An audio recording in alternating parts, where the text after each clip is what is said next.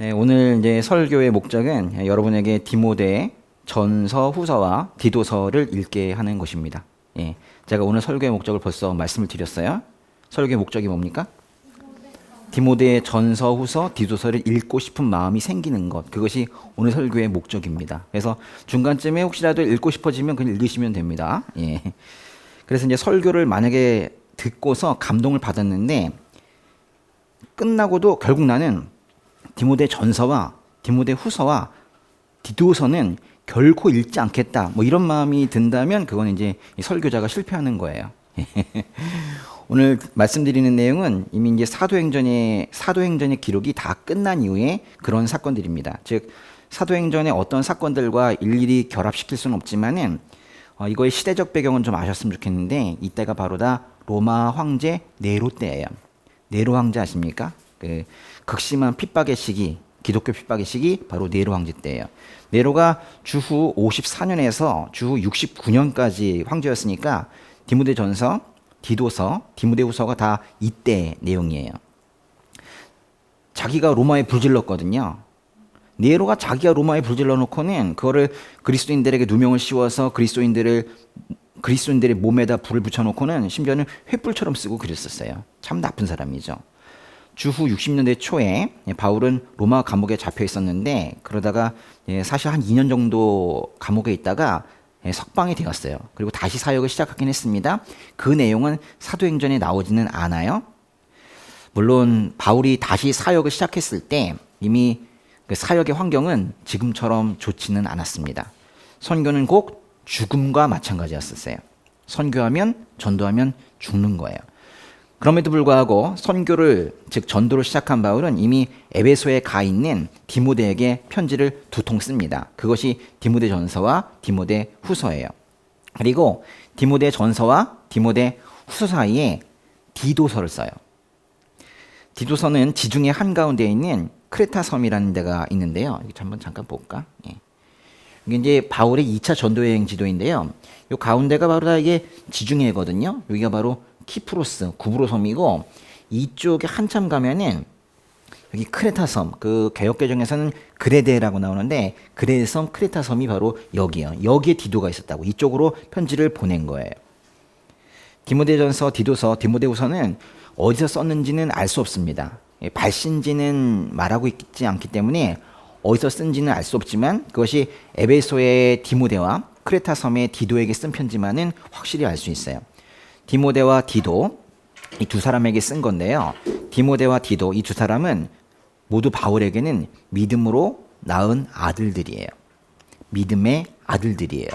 바울은 인사말을 통해서 디모데에게 믿음 안에서 참된 아들이라고 하고 디도에게는 같은 믿음을 따라 참 아들이 된 디도라고 하는데요. 다 같은 말이죠. 믿음으로 낳은 아들이란 뜻이에요. 바울이 결혼했습니까? 물론 결혼하지는 않았지만 디모데와 디도를 이렇게 믿음의 아들로 말하고 있는 거예요. 갈라디아서 표현에 보면 바울은 한 사람을 그리스도인으로 키워내는데 그 드는 공이 해산하는 고통이라고 그랬어요. 그러니 동역자 디모데와 디도를 키우는데 얼마나 큰 고통이 있었겠습니까? 우리 모두가 이렇게 믿음의 자녀들이 있어야 하지 않을까 생각해 봅니다. 믿음의 자녀들이 있으세요? 왜 모기 소리 같대요? 믿음의 자녀들이 있어야 돼요. 주님을 만난 나의 간증 있잖아요. 내가 이렇게 주님을 만났다라는 그 간증을 직접 들려줄 수 있는 자녀들이 있어야 합니다. 그게 육신의 자녀이어야 함은 물론이에요. 그건 당연히 그래야 되고 그게 아니어도 믿음의 자녀들이 나에게 있어야 돼요. 믿음의 아들, 믿음의 딸들 한번 머릿속에 생각해 보세요. 누가 있는지. 손 붙잡고 영접 기도했던 사람들 있습니까? 아니면 앞에 앉혀놓고 찬양을 불러주거나 또는 말씀을 전해줬던 그 사람들이 있으세요? 그게 없이 만약에 저 아래 무덤으로 들어간다면 그건 상당히 불행한 그리스도인의 삶일 거예요. 이렇게 바울이 자신의 영적 아들들이자 후배 목회자인 디모데와 디도에게 쓴 편지 세 통을 우리는 목회 서신이라고 합니다. 이 목회 서신 세 통은요, 다른 편지와는 온도 차이가 좀 있어요. 좀 뭐랄까 더 밀착적이에요. 좀 더 가까워요. 그래서 따뜻해요. 그런데 급해요. 우리가 그렇잖아요. 그 아는 사람들, 이제 가족들에게 뭘 가르쳐 주거나 이럴 때 막 뜨겁긴 한데 뭐 이렇게 급해. 뭐 그런 마음 알죠? 디도서와 디모데 전서서가 바로 그런 거예요. 따뜻하면서도 긴급해요. 디모데와 디도를 가르치면서도 마치 보호해주고 싶은 그런 바울의 따뜻한 마음이 느껴지는 그런 서신들입니다. 바울이 디모데를 만난 건 언제 만났어요? 그건 성경에 나오진 않지만 바울이 디모데를 만난 건 아마도 1차 전도 여행 때일 겁니다. 사도행전 14장을 보면은 바울이 루스드라에서 걷지 못하는 장애인이 걷는 기적의 회복을 경험하게 되는데요. 당신 발로 똑바로 일어서시오! 라고 하니까 걷지 못하던 사람이 걷기 시작했고 사람들은 바울과 바나바를 마치 신처럼 모시려고 그렇게 하는 장면이 나오기도 해요. 이 장면에 그 디모데도 있었을 것이고 그의 어머니와 그의 외할머니도 있었을 거예요. 성경을 보면 그 디모데의 어머니의 이름은 유니게이고 외할머니 이름은 로이스로 나옵니다. 그래서 디모데는 그들의 도움을 받아서 어려서부터 성경을 읽었고 성경이야말로 그리스도 예수 안에 있는 믿음으로 인해 구원에 이르는 지혜를 줄 수 있는 책이며 모든 성경은 하나님의 감동으로 된 것이라는 사실도 확인할 수 있었어요. 사실 이제 디모데의 이름이요. 사도행전에 이제 처음 나오는 것은 사도행전 16장인데요. 바울이 2차 전도 여행 때입니다. 여기 잠깐 보세요. 예. 바울이 2차 전도 여행 때 이렇게 안디옥에서 출발을 해가지고 여기 자신의 고향인 다소도 지나서 더베 지나서 여기 있네요. 여기 써 있네요. 그죠? 바울이 디모데에게 자신의 사역에 동참할 것을 권한 바로 루스드라입니다. 여기에서 디모데를 만났어요. 이미 주변 지역에서 칭찬을 많이 받고 있었던 사람인 디모데에게 바울이 손을 내밀었죠. 같이 가자 이러면서요. 한번 볼까요? 사도행전 16장인데요. 사도행전 16장 1절 한번 가보세요. 바울과 디모데의 만남. 예, 이건 상상해 보는 것도 괜찮을 것 같아요. 사도행전 16장 1절 찾았습니까? 주변 지역에서 믿음 좋다는 칭찬을 많이 받고 있던 그 청년 디모데입니다. 한번 읽어보겠습니다. 바울은 더베에 갔다가 루스드라로 갔습니다. 그곳에는 디모데라는 제자가 살고 있었습니다. 그 어머니는 유대 사람으로서 믿는 사람이었지만 그 아버지는 그리스 사람이었습니다. 이게 뭔 뜻이에요? 말씀을 보니까 디모데의 어머니는 유대인이고 아버지는 이방인이란 뜻이에요. 이방인. 그런데 유대 율법에 따르면요, 엄마가 유대인이고 아빠가 이방인이면 그 사람은 유대인이에요. 그렇게 취급이 됩니다. 근데 아직 디모데는 할례를 받지 않고 있었대요. 사실 아버지가 이방인이었기 때문에 유대인으로 인정받기 위해서는 할례를 받는 게 유리한단 말이에요. 3절 한번 읽어볼까요? 바울은 전도 여행에 그를 데려가고 싶었습니다. 그래서 그 지역에 사는 유대 사람들 때문에 그에게 할례를 주었습니다. 그것은 그의 아버지가 그리스 사람이라는 사실을 그들 모두가 알고 있었기 때문입니다. 그러니까 바울이 디모데를 전도 여행에 데리고 가고 싶었대요. 그러니까 디모데가 저 가겠습니다 이런 게 아니라 바울이 갈래라고 말한 거죠. 얼마나 마음에 들면 가자고 하겠습니까? 그러나 이제 문제는 디모데가 할례를 받느냐 안 받느냐 그것이었는데요. 사실 디모데가 할례를 받을 필요가 있습니까? 없습니까? 고개 숙이지 말고 한번 대답해 보세요. 디모데가 할례를 받을 필요가 있나요? 없나요? 디모데가 할례를 받을 필요는 없죠. 왜요? 할례를 받는 것은 복음이 아니니까요. 로마서에서 바울이 뭐라고 그랬어요? 겉으로 유대 사람이라고 해서 참 유대 사람이 아니라고 그랬잖아요. 몸에 받은 할례가 참 할례가 아니라고 그랬어요. 속 사람이 유대 사람이어야 진짜 유대 사람이고 성령으로 받은 할례가 참 할례라고 그랬어요. 그러니까 결국 디모데는 몸으로 할례를 받을 필요는 없는데요. 그런데도 불구하고 바울은 디모데에게 할례를 받도록 했습니다. 앞으로 이제 디모데가 바울과 함께 다니면서 많은 유대인들을 만나게 될 거 아니에요. 그러면서 계속 동역하게 될 텐데 그 할례라는 비본질적인 문제 때문에 유대 사람들과 언쟁을 하면서 복음을 전할 시간을 잃어버리면 안 되잖아요. 그래서 할례라는 비본질적인 문제 때문에 복음 전하는 것이 방해되면 안 되기 때문에 비본질적인 할례는 그냥 받아버린 거예요. 그러니까 복음 전파는 환경, 여건 이런 걸 무시해서는 안 되는 거예요. 그게 도움이 된다면 어떤 행동이 만약에 복음 전파에 도움이 된다면 그렇게 해야 되는 거예요. 복음의 진리는 굳게 지켜야 합니다. 그러나 방법은 바꿀 수 있는 유연성이 이 복음 전하는 우리 모두에게 필요한 거예요. 이후에 이제 디모데는 바울의 사역에서 중요한 역할을 합니다. 바울은 몇 편을 썼죠? 13편 썼죠? 자신의 13편의 서신 중에서 6편이나 디모데를 공동 저자로 기록합니다. 고린도후서, 빌립보서, 골로새서, 데살로니가 전서, 데살로니가 후서, 빌레몬서 이렇게 돼요. 디모데도 처음에는 그 바울이랑 같이 감옥에 갇혔었어요. 아세요? 예. 디모데도 처음에는 감옥에 갇힌 신세가 되었지만 디모데는 바울보다 먼저 석방이 되었습니다. 예. 디모데가 석방되었다는 소식은 당시의 그리스도인들에게 매우 큰 사건이었던 것 같아요. 그래서 디모데 석방이라는 이 소식은 히브리서 끝에도 한번 나와요. 히브리서 13장 23절에 언급되기도 합니다. 그래서 심지어 바울은 자신이 로마 감옥에 갇혀 있을 때에도 디모데를 빌립보에 보낼 수도 있어요. 빌립보서 잠깐 가볼까요? 빌립보서 2장에 19절과 20절, 21절 3절 한번 읽어볼까요? 읽어보겠습니다. 내가 주 예수 안에서 디모데를 여러분에게 빨리 보내고자 하는 것은 나도 여러분의 형편을 알고 마음의 시원함을 얻으려는 것입니다. 디모데와 같은 마음을 품고 여러분의 형편을 진정으로 돌볼 사람이 내게는 아무도 없습니다. 모든 사람이 자기 자신의 일에만 몰두하고 그리스도의 일에는 관심이 없습니다. 보세요. 다른 사람들은 모두 자기 일에 관심을 갖는데요. 근데 바울은 디모데야말로 예수 그리스도의 일에 관심을 가지면서 빌립보 교인들을 진정으로 돌볼 사람이라고 말하고 있어요. 빌립보 교인 돌볼 사람이 디모데 말고는 없대요. 디모데 입장에서는 신뢰와 사랑 이 모두를 느낄 것 같은 그런 말씀입니다. 그럼 계속 한번 읽어볼까요? 빌립보서 2장 22절부터 3절 한번 읽어볼게요. 여러분은 디모데의 연단을 알고 있습니다. 자녀가 아버지에게 하듯이 그는 복음을 위해 나를 섬겼습니다. 그러므로 나는 내 형편이 허락하는 대로 즉시 그를 보내고 싶습니다. 그리고 나 자신도 곧 가게 되리라고 주 안에서 확신합니다. 빌립보 교인들은 바울뿐만이 아니라 디모데가 사역 중에 얼마나 고생을 했는지 잘 알고 있습니다. 그런 와중에도 디모데는 자녀가 아버지에게 하듯이 바울을 섬겼대요. 그렇게 고생이 많은데도 아버지처럼 바울을 섬겼다는 거예요. 디모데와 같은 이런 동역자가 있다는 거, 이거는 뭐 목회자가 된 사람으로서 세상 어느 복과도 비교할 수 없는 그런 일입니다. 제가 만약에 바울이라면 기분 나쁘세요? 제가 만약에 바울이라면 여러분이 디모데 역할을 하셔야 되고, 제가 만약에 디모데라면 여러분은 바울 역할을 해야 됩니다. 아멘? 그래요. 진심입니다. 네.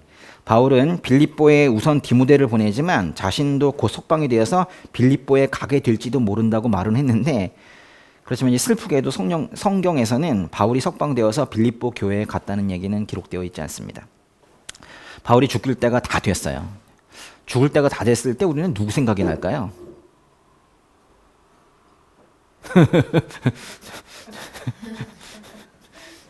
죽어봤어야 알지 뭐. 내가 지난번 이제 차 안에서 이제 곧 죽는구나 뭐 이런 생각이 들 때가 있었는데요. 그때 이제 생각나는 게 있더라고요.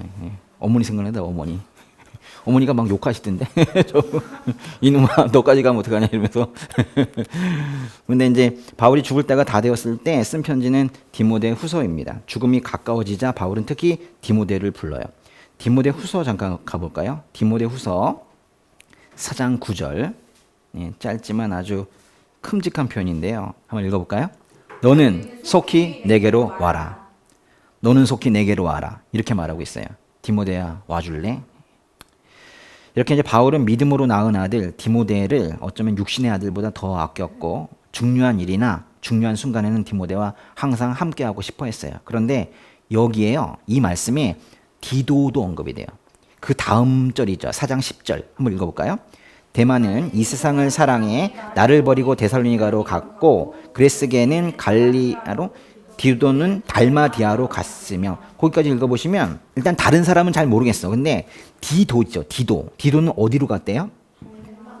달마디아로 갔다는데요. 디도서는 분명히 바울이 크레타 섬에 있는 디도에게 쓴 편지거든요. 그러니까 여기 어딘가에서 이 크레타 섬에 있는 디도에게 쓴 편지인데, 이제 디도가 크레타 섬을 떠났나 봐요. 그래서 달마디아로 갔다는 거예요. 달마디아가 어디입니까? 지금의 유고슬라비아예요. 그러니까 크레타 섬에 있을 때 디도서를 썼는데 그 이후에 디도가 떠났다는 거예요. 디모데 후서에서 디도가 유고슬라비아로 갔다고 밝혔다면 분명히 디도서가 기록이 된 이후에 그 다음에 디도가 유고슬라비아로 갔고 그 다음에 디모데후서가 써진 거겠죠. 맞아요. 내 판단이 맞다. 그러니까 결론은 뭐냐면 디모데 전서가 써지고 그 다음에 디도서가 써지고 그 다음에 디모데 후서가 써지고 그 다음에 순교하신 거예요. 이런 순서입니다. 디모데 전서에 그 직분 이야기가 나오는데요. 사실 직분 이야기가 좀 유명하긴 하지만 그것이 디모데 전서의 핵심은 아닙니다. 오히려 디모데 전서는 그리스도인들이 어떤 삶을 살아야 하는 문제를 주로 다루고 있어요. 그러면서 가장 심각한 문제로 뭘 다루고 있냐면 바로 거짓 선생 이야기입니다. 거짓 선생들 때문에 그리스도인들이 제대로 못 살고 있다는 거예요. 거짓 선생들은 무엇보다도 율법 있죠. 율법에 대한 잘못된 이해를 가지고 있었어요. 거짓 선생들은 율법을 잘 모르면서도 자신들은 율법을 잘 가르친다고 생각을 하면서 스스로 율법 선생이라고 말하고도 있었어요. 요즘으로 따진다면 거짓 선생이긴 한데 자기를 성경 교사라고 부르고 있는 거죠. 자신이 바라본 율법, 그건 그 거짓 선생 자신의 시각인데 그것을 복음의 관점에서 보지 않고 자기 마음대로 생각하고 있었던 거예요. 쉽게 말하면 거짓 선생들은 자신이 무슨 말을 하고 있는지도 몰랐던 거예요. 물론 이것은 성경의 표현입니다. 질문 하나 하겠습니다. 다 질문에 답해 보세요. 예, 둘 중에 하나예요. 율법은 선합니까? 악합니까? 선하죠. 맞아요. 선이 답입니다. 하나님께서 모세를 통해서 이스라엘 백성들에게 주신 그 율법은 선하냐 악하냐? 선하다는 거예요. 율법은요, 그 자체로는 선한 것이에요. 율법은 하나님께서 이스라엘에게 주신 은혜로운 선물이에요. 그러나 이스라엘은 결국 율법을 지키지는 못했지만 율법을 주신 이유가 뭐예요? 구원받으라고 주신 거잖아요. 그러니까 구원받으라고 주신 율법 자체는 그것은 선한 거예요. 그러나 늘상 죄 짓는 이스라엘 백성들은 해마다 죄사함을 위한 제사를 지내야 했어요. 그러니까 하나님께서 율법을 주신 의도를 생각해 보면 율법은 그저 선한 거예요. 율법은 그런데 불법을 저지른 사람들에게는 다른 역할을 하죠. 불법을 저지른 사람들의 죄를 드러내는 역할을 하고 있는 겁니다.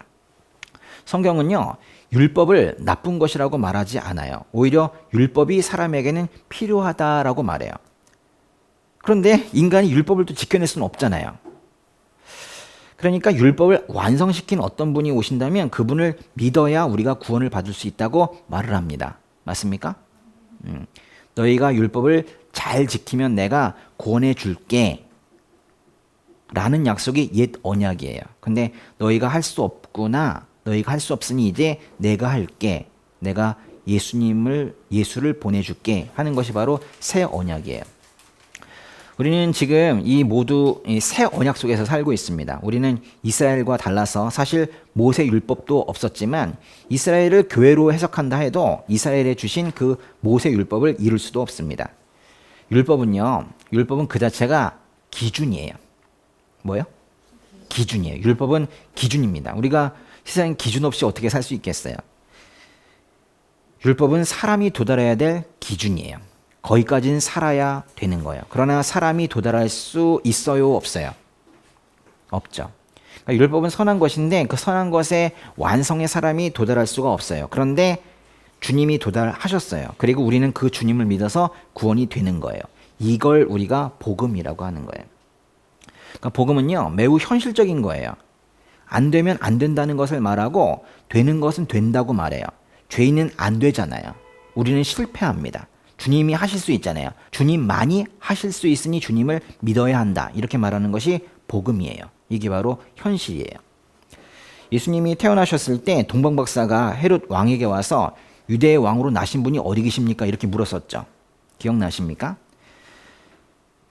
그거는 아마도 현실 정치의 왕에게 유대 왕이 누구인가를 묻는 질문이기도 했지만 사실상 그것은 우리 삶의 진짜 왕이 누구인지를 묻는 것이기도 해요. 누군가가 우리에게 물었다고 생각해 보세요. 너의 삶의 왕이 누구냐?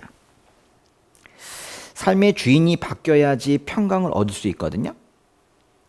끝까지 자신과 관련된 모든 일에 자신이 직접 결제 사인을 해가면서 자유를 얻어보려는 시도는 어리석습니다. 자기가 해보려는 것, 심지어 구원도 자기가 한번 이루어 보겠다라고 말하는 것, 그게 율법주의 아닙니까? 율법을 지키고 형식을 맞춰야 구원이 된다는 것을 가르친다면 그것이 바로 교회에 들어와 있는 거짓 선생이에요. 그거는 불가능한 걸 가능하다고 말하는 거예요. 거짓말 아닙니까? 거짓 선생들은 율법을 지키라고 말해요. 또는 거꾸로 율법은 나쁜 거라고 말할 때도 있어요. 모두가 다 잘못된 가르침입니다. 그것이 바울 때만 있었겠습니까? 지금도 그런 가르침이 교회에서 이루어지고 있어요. 율법은 선하지만 우리가 그 완성에 이를 수가 없어요. 하나님의 거룩하심이 완전하다는 것을 믿는다면 어찌 우리가 그 거룩함에 이르기 위해서 노력한다는 말을 할 수가 있겠어요. 이 세상에 많은 선생들이 말씀을 가지고도 잘못 가르치고 있어요. 제가 지금 무서운 말을 하고 있는 건데요. 사람들이 성경을 펴놓고도 잘못 가르칠 수 있다는 거예요. 우리는 바른 복음을 배워야 합니다. 주님 언제 오실지 알 수 없다면 지금 바른 복음을 지금 받아들여야 하지 않을까요? 아니 언젠가 오신다면 뭐 내년쯤 배우겠다, 후년쯤 배우겠다 이런 얘기 할 수 있지만 지금 당장 오신다면 지금 배워야 하잖아요. 우리에게 그런 시급성이 있어야 되는데요. 시간이 많이 남아있지 않다라는 그 시급성, 그것이 크리스천에게 반드시 필요해요. 그리고 디모데 전서에서는 금욕주의를 강조하는 그 거짓 선생들의 주장도 잘못되었다고 말합니다. 복음이라는 것이 결혼하지 마라 또는 어떤 음식은 피해라 뭐 이렇게 하는 게 아니잖아요. 사실 넓게 보면은 금욕주의도 모두 율법주의예요. 그러니까 다 율법주의예요. 형식, 율법이 다 율법주의예요. 거짓 선생들이 율법을 잘못 이해해서 신학적인 혼돈이 오고 성도들의 구원의 문을 닫고 있는 상황에서 디모데 전서가 특히 강조하는 것이 있습니다. 이건 전도를 하기를 원하는 모든 그리스도인들이 가져야 할 그런 태도인데요. 그리스도인들이 가져야 할 태도, 이건 뭘까요? 디모데 전서와 후서 등에서 강조하고 있는 어떤 태도, 그건 바로 논쟁하지 말라는 겁니다. 디모데 전서에서는 논쟁을 쓸데없다고 말합니다. 그 이유는 논쟁이 상대를 변화시키지 못해요. 오히려 그동안에 그 논쟁으로 인해서 참 복음을 전할 기회를 놓칠 뿐이에요. 그래서 논쟁하지 말라고 말해요. 디모데 전서 잠깐 가볼까요? 디모데 전서 1장의 4절 한번 읽어볼까요? 신하와 끝없는 족부에 마음을 빼앗기지 못하게 하기 위한 것이다.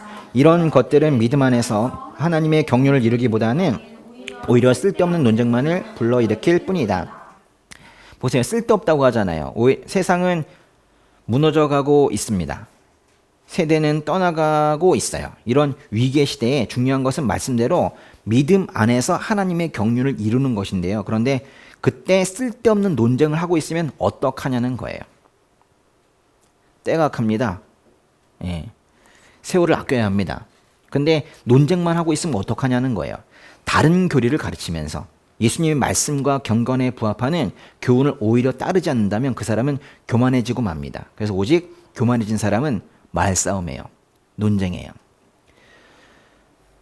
이렇게 사는 거죠. 어제도 말싸움했고 오늘도 말싸움해요.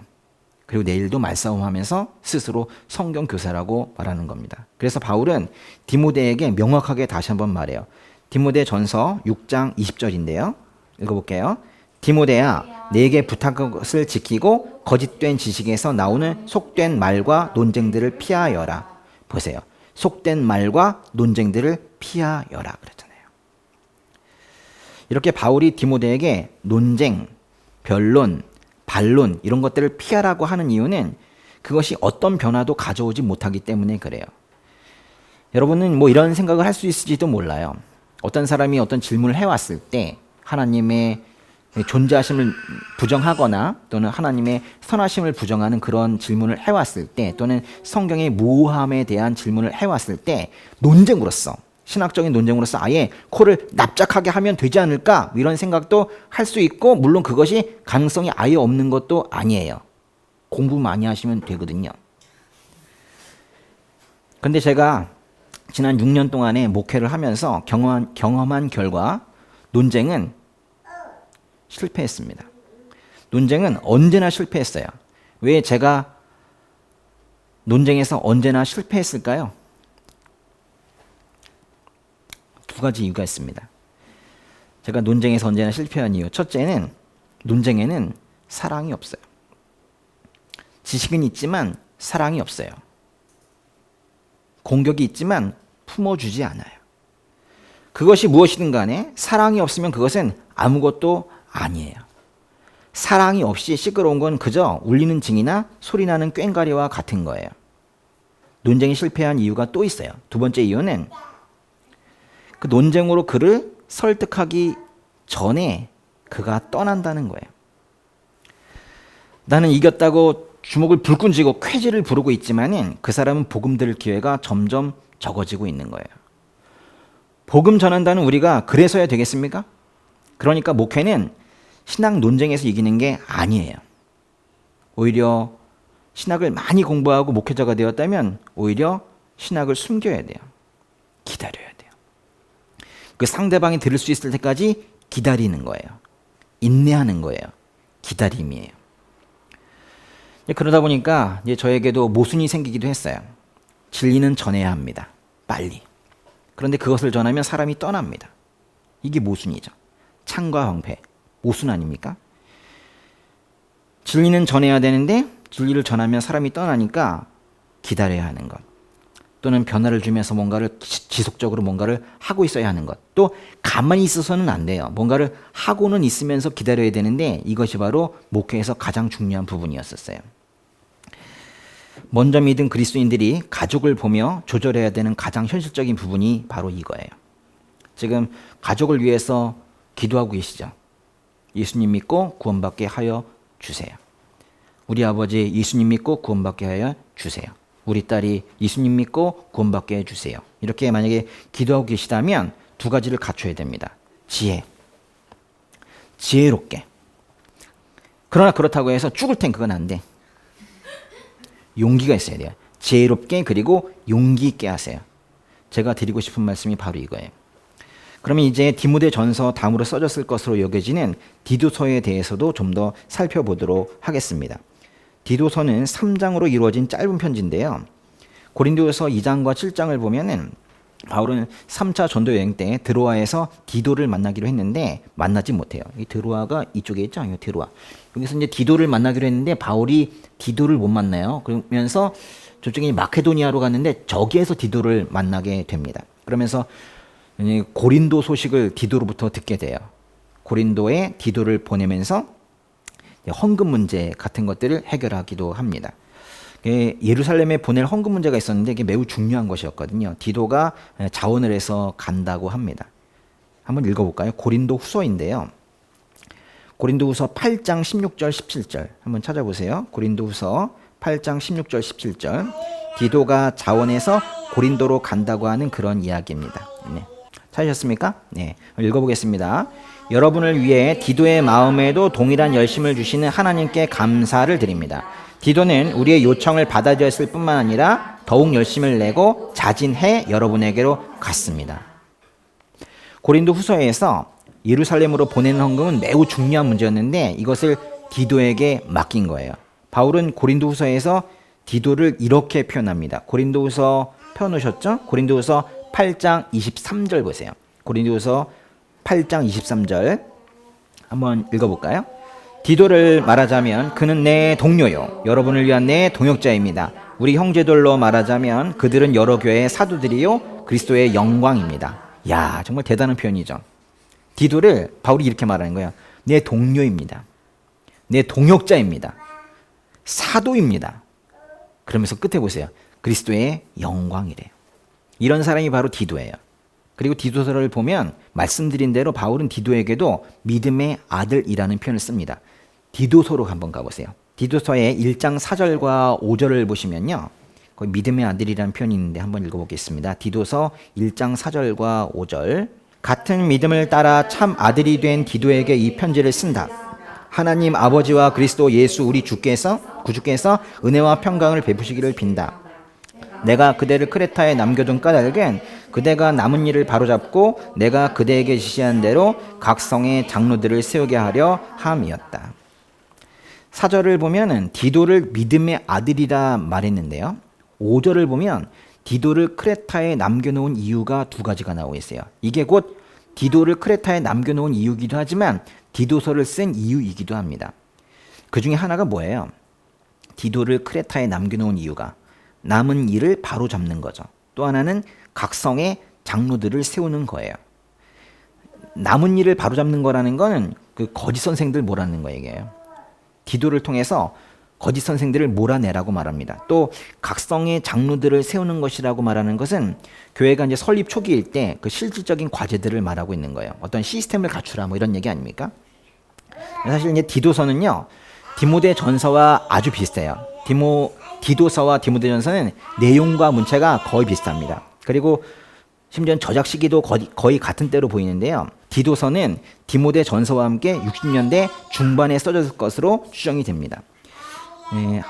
다시 한번 정리를 해야 될 것 같아요. 보시면은, 보세요. 내가 정리가 안 되니까 정리를 하는 게.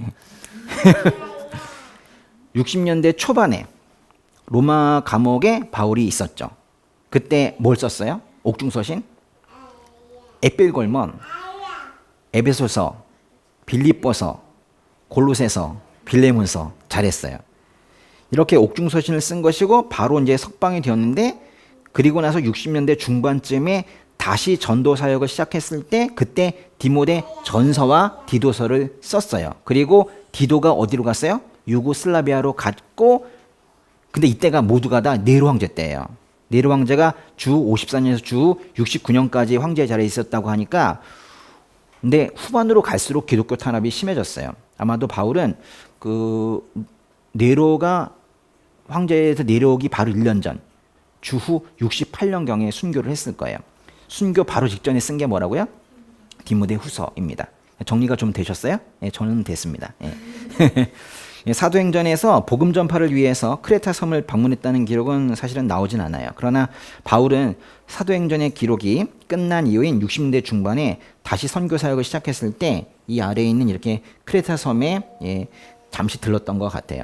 바울이 크레타 섬에 사랑하는 디도를 남겨두고 그곳에 장로들을 세울 것을 지시한 이유는 아마도 급한 마음이 있었을 거예요. 디도서가 그냥 짧은 것이 아니라 빨리빨리 쓰다 보니까 그렇게 좀 짧아진 거예요. 사실은 이 교회들에 거짓 선생들이 들어왔거든요.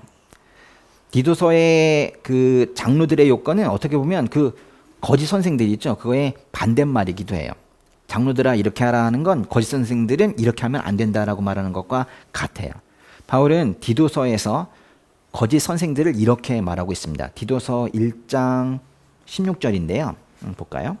디도서 1장 16절 찾았습니까? 보겠습니다. 그들이 하나님을 안다고 주장하지만 행위로는 부인하니 그들은 가증스러운 사람들이요 불순종하는 사람들이며 모든 선한 일을 행하기에 부적합한 사람들이다. 하나님을 안다고는 말해. 자기들이 안다고 말해. 근데 행위로는 아니래요. 그러면서 가증스럽고 불순종하고 모든 선한 일을 행하기에는 부적합한 사람들이 그게 바로 거짓 선생들이라는 거예요. 바울은 그 신앙의 고백 위에 또 그 복음 위에 그 교회를 세웠잖아요. 근데 그 교회에 어줍지 않은 지식으로 들어와서 교회를 헤집어 놓고 있는 이 거짓 선생들을 정말로 그 피토하는 심정으로 비난하고 있어요. 그러면서 디모데 전서와 디도서에서 바울은 그리스도인이 선한 행실을 해야 한다고 말합니다. 뭘 해야 된다고요? 선한 행실. 말은 여러 가지 표현으로 쓰고 있지만 디모데 전서, 디도서에서 바울이 그리스도인들에게 요구하고 있는 것은 선한 행실이에요. 세상에서 제대로 서 있는 교회의 모습이 어떤지를 보여주고 싶어요. 이게 교회다라고 말하고 싶어요. 교회 리더는 어때야 돼요?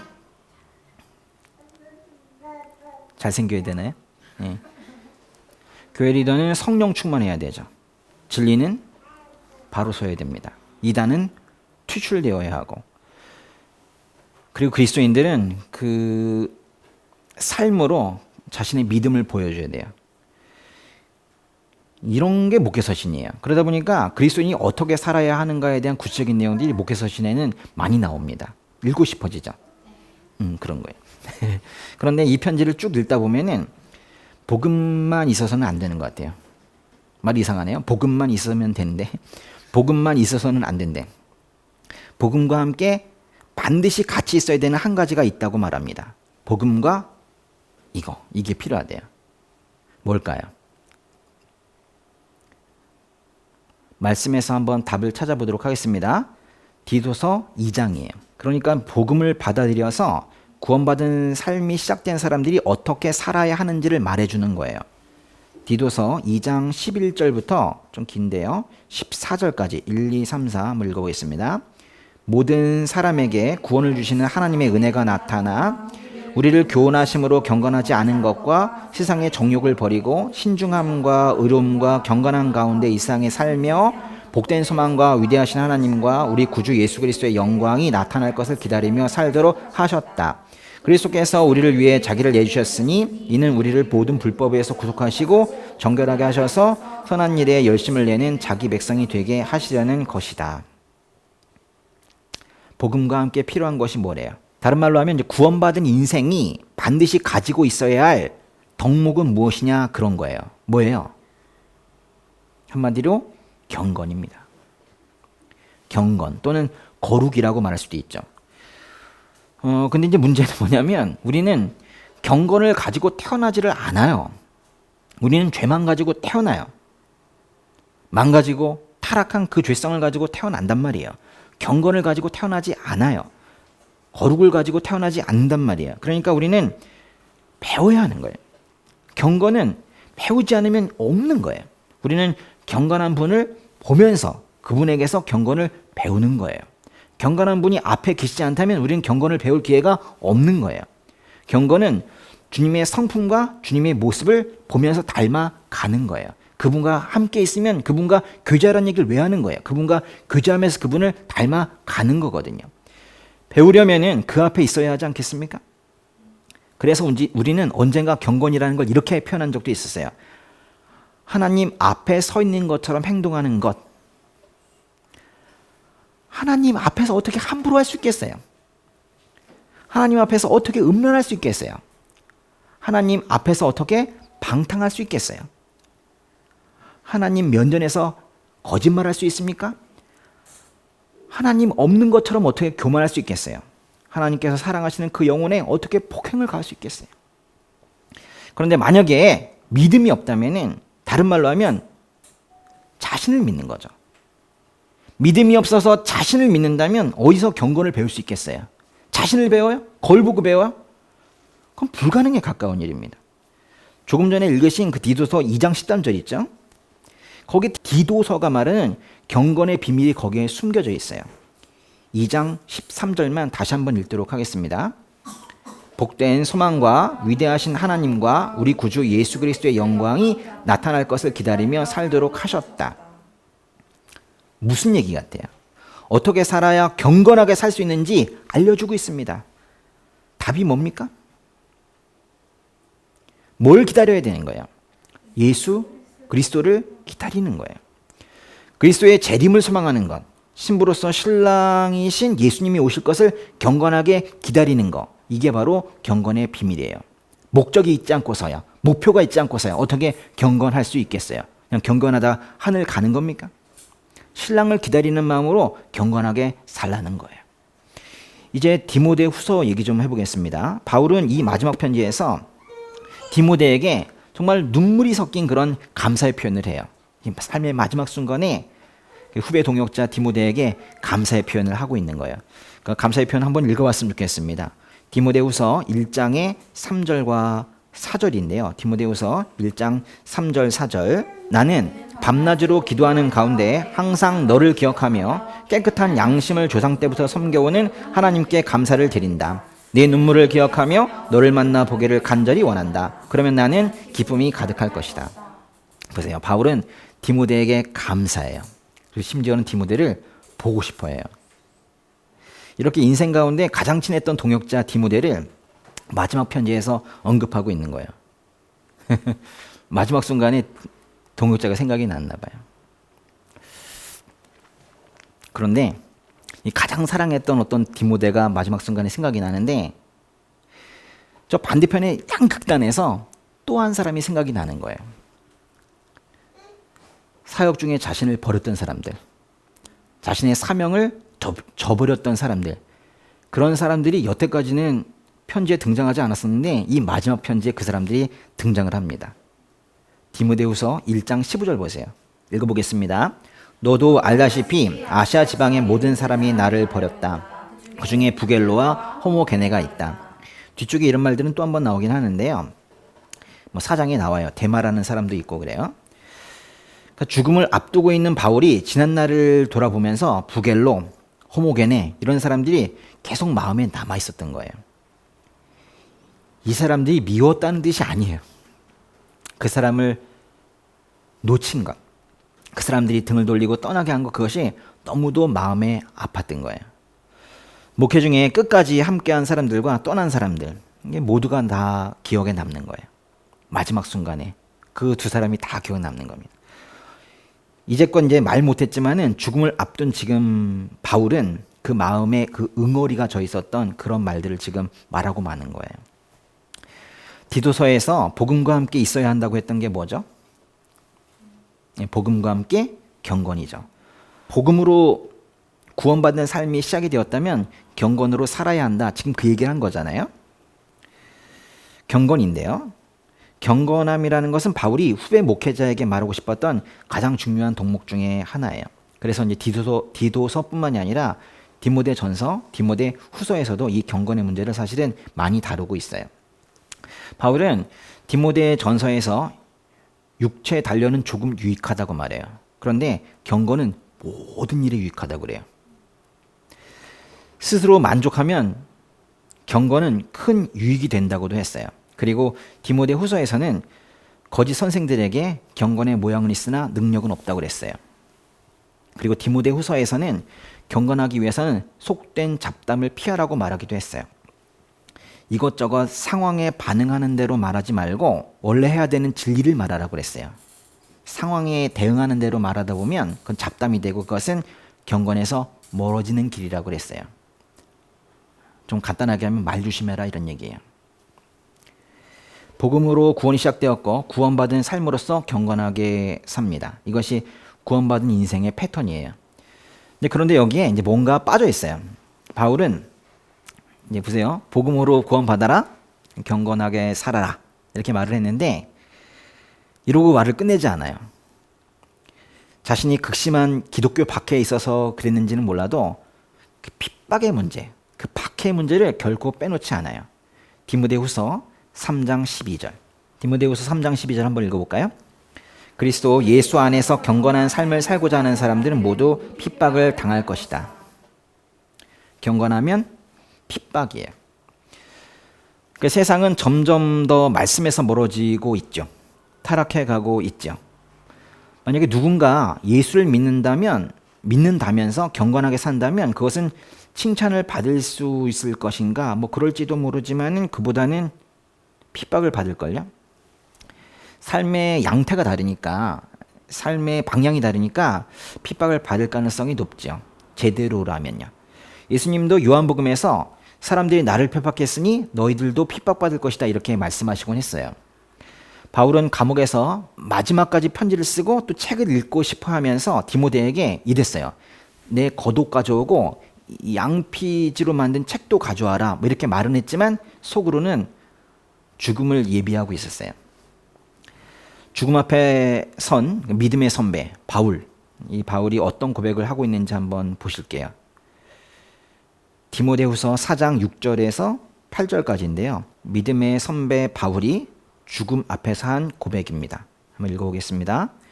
나는 이미 부어드리는 제물과 같이 제물로 드려졌고 세상을 떠날 때가 되었다. 나는 선한 싸움을 싸우고 경주를 마치고 믿음을 지켰다.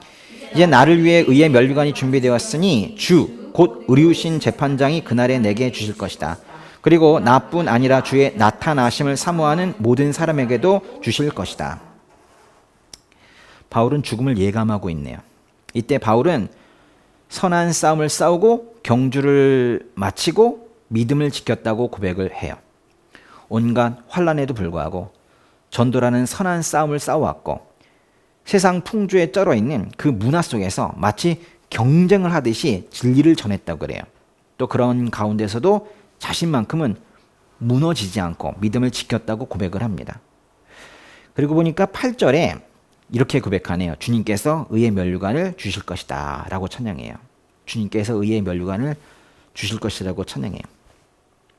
이것이 바로 그리스도인의 마지막 고백이 되어야 하지 않겠습니까? 예. 우리는 이렇게 이제 다 봤어요. 바울이 1차 전도 여행 직후에 쓴 갈라디아서부터 순교 직전에 쓴 디모데 후서까지 다 보았습니다. 바울의 생각이 13편에 다 드러나 있지는 않지만은 이 13편의 서신이 복음을 드러내는 데에는 충분했던 것 같아요. 13편을 한꺼번에 다 읽어야 된다는 얘기예요. 오늘은 우리가 이제 디모데 전서, 디도서, 디모데 후서라는 세 통의 목회 서신을 보았습니다.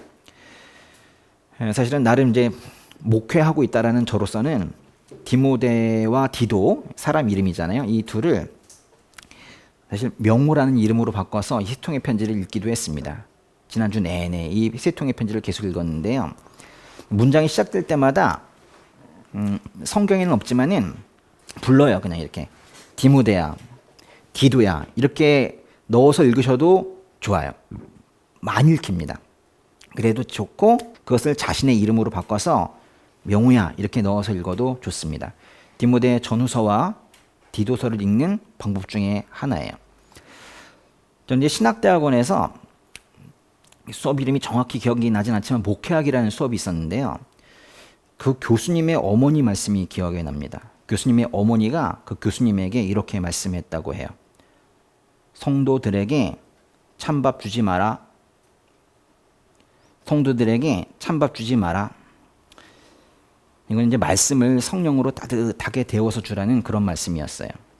오늘 말씀이 여러분 가슴에 그렇게 김나는 그런 따뜻한 밥처럼 새겨진다면 너무 좋겠습니다. 네, 기도하겠습니다. 아버지 은혜 감사합니다. 바울이 영적인 아들 디모데와 디도를 그렇게 사랑했던 것처럼 이 부족한 종이 우리의 성도님들 모두 사랑하게 하여 주시고 우리 성도님들도 각 모두 다른 지체들을 이렇게 사랑할 수 있도록 하여 주시옵소서. 우리 마음에 논쟁이 없고 그 대신 사랑이 살아나며 지식이 아닌 따뜻함이 배어나는 그런 우리 삶이 되기를 원합니다. 예수님 이름으로 기도드렸습니다. 아멘.